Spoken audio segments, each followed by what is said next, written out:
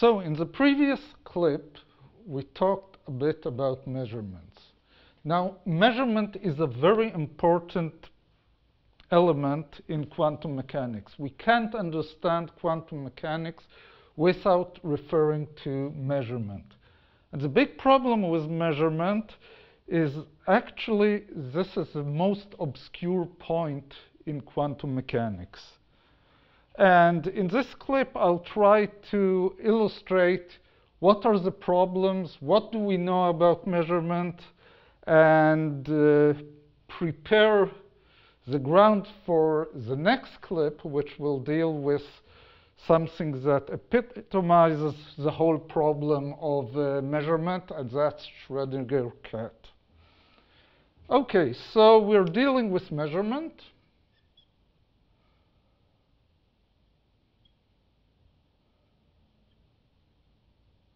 And I'll simplify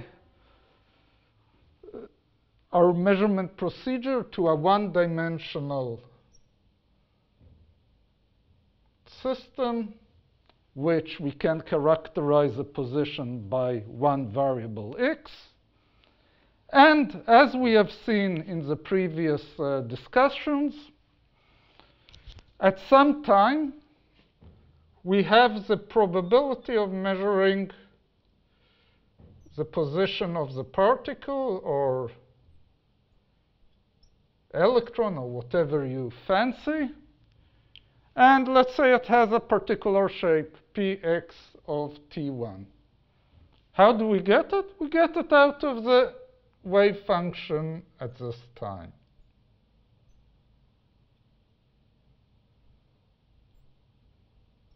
Now, quantum mechanics tells us we want to know what is the probability at some other time, t2. We take the wave function, use the Schrödinger equation, and get a different probability. Let's say px of t2. As we discussed in the previous clips, this type of behavior in time, how the probability develops, is deterministic. Give me psi at t1, I'll give you psi at t2. You can pull out the probability. Now, let's say I have a measuring device. Let's say it's some kind of device that checks whether we have an electron at some position x0, and it has some kind of dial or that indicates at some time we measured an electron at this point.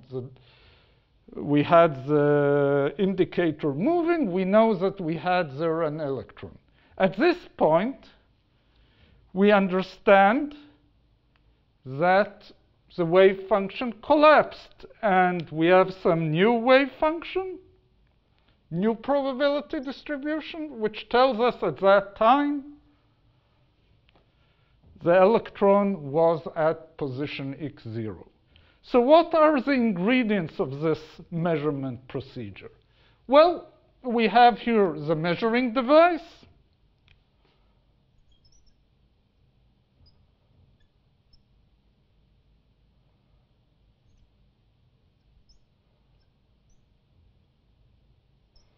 And we had some experimentalists, some physicists, observing this measurement device.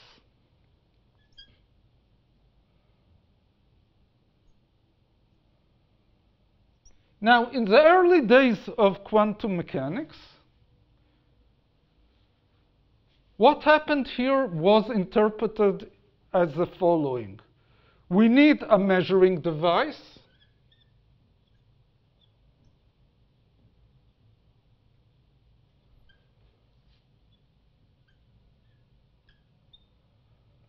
And what distinguishes this measuring device from the electron that it measures is the fact that it's macroscopical, large.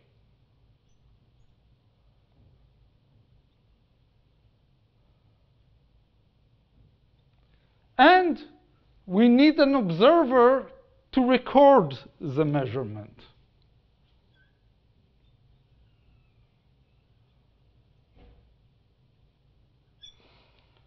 What qualifies as an observer? In the beginning, people thought it has to be someone conscious. Now, these two descriptions of what is happening, the measuring device and the observer, are very problematic. Let's try to understand why. We characterize a measuring device as some device which is macroscopical. Now, where does the limit go between a quantum mechanical microscopical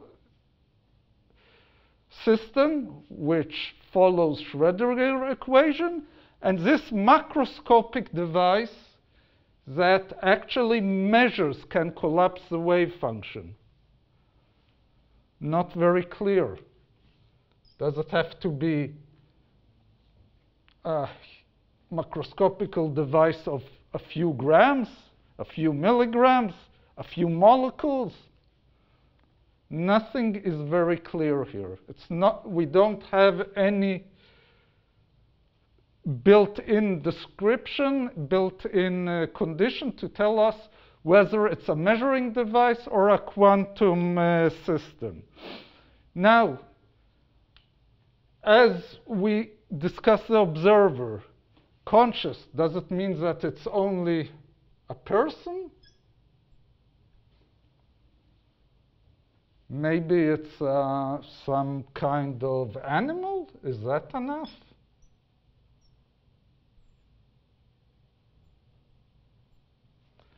Maybe it's enough that it's something like a data recording device, like a computer.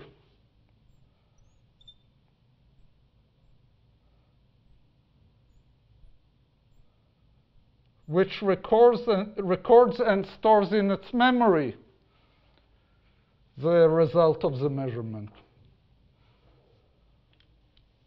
Okay, so during the development of quantum mechanics, since it was introduced in the 20s of the previous century till now, our understanding has drifted towards the following statement.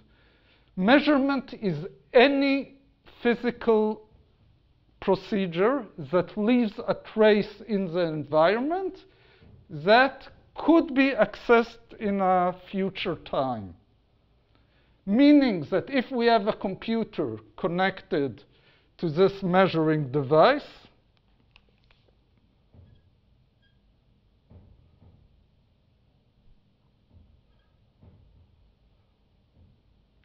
and it stores in its memory the result of the measurement, although nobody accessed this computer for weeks, the wave function collapse occurred. Actually, this leaves us with the problem that we have still here a procedure in which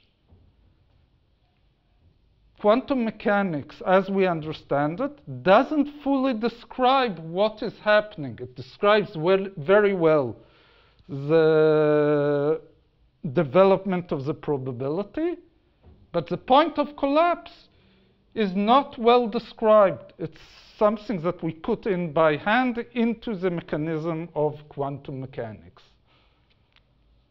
The other interpretation, which is a many-world interpretation of quantum physics, tells us, no, there's no difference between macroscopical and microscopical quantum mechanics. Everything is described by quantum mechanics. There's no importance to having a conscious observer. It's not essential. So how the procedure of measurement occurs, we'll discuss it in the following clip. Thank you.